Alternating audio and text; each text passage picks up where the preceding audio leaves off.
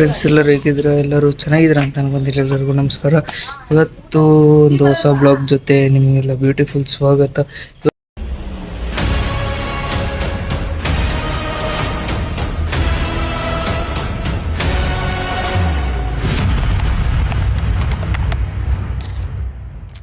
ಇವತ್ತು ನಮ್ದು ರಿಸಲ್ಟ್ ಐತೆ, ಅದು ನೋಡಕ್ ಹೋಗ್ತಾ ಇದೀವಿ. ಬನ್ನಿ ಹೆಂಗಿರ್ತದೆ ಅಂತ ಭೇಟಿ ನೋಡೋಣ.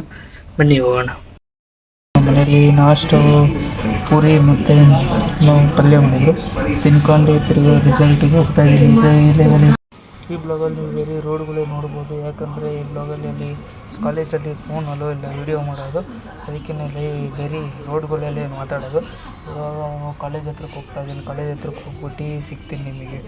ಮತ್ತು ಇವತ್ತಿಂದು ಫಸ್ಟ್ PU ರಿಸಲ್ಟು ಏನಾಗೈತೆ ಅಂತ ಫೇಲ್ ಆಗಿದ್ದೀನೋ ಏನೋ ಗೊತ್ತಿಲ್ಲ.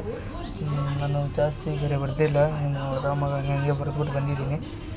ನೋಡಬೇಕು ಏನಾಗುತ್ತೆ ಅಂತ ಬಿಟ್ಟು. ಫಸ್ಟ್ PU ರಿಸಲ್ಟು ನನಗೆ ಯಾಕೋ ಭಯ ಆಗ್ತೈತೆ. ಫಸ್ಟ್ PU ರಿಸಲ್ಟು ಏನು ಮಾಡ್ತೀನೋ ಗೊತ್ತಿಲ್ಲ.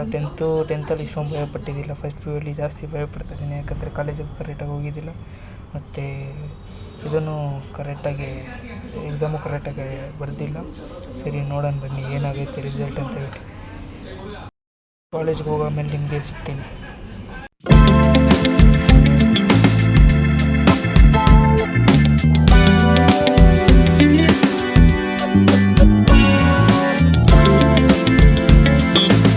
ಇವಾಗ ಜಸ್ಟ್ ಕಾಲೇಜ್ ಹತ್ರ ಬಂದಿದ್ದೀನಿ. ಇದೇ ನಮ್ಮ ಕಾಲೇಜು.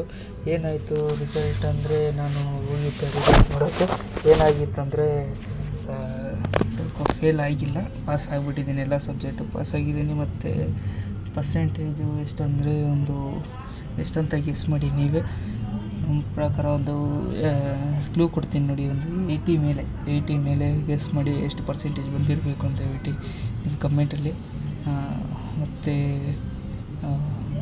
ನಾನು ಡಿಸ್ಕ್ರಿಪ್ಷನಲ್ಲಿ ಹಾಕಿದ್ದೀನಿ ಇದನ್ನು ಪರ್ಸೆಂಟೇಜ್ ಎಷ್ಟೈತೆ ಅಂತ ಹೇಳ್ಬಿಟ್ಟು.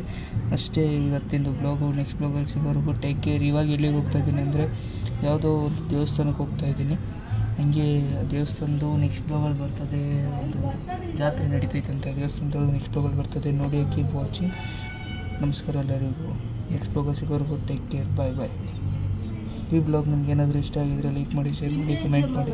ಆಸೆಯೇ ದುಃಖಕ್ಕೆ ಮೂಲ, ಅಸೂಯೆ ಒಳ್ಳೇದಲ್ಲ, ಬೆಳ್ಳಗೆ ಇರೋದೆಲ್ಲ ಹಾಲಲ್ಲ, ಇಲ್ಲಿ ಯಾರು ಮೇಲಲ್ಲ.